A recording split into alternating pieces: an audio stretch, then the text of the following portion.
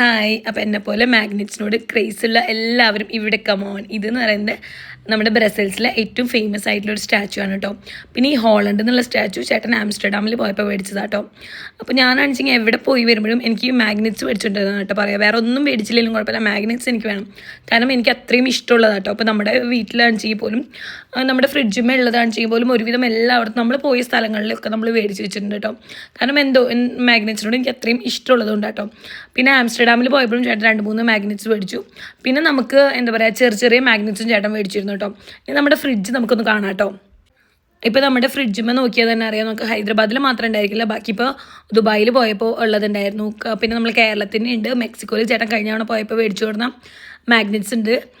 പിന്നെ ഞാൻ പറഞ്ഞ ഹൈദരാബാദിൽ മാത്രമല്ല കേട്ടോ, ഗോവയിലത്തെ ഉണ്ട്. പിന്നെ ഇത് അയോധ്യയിലത്തെയാണ് കേട്ടോ.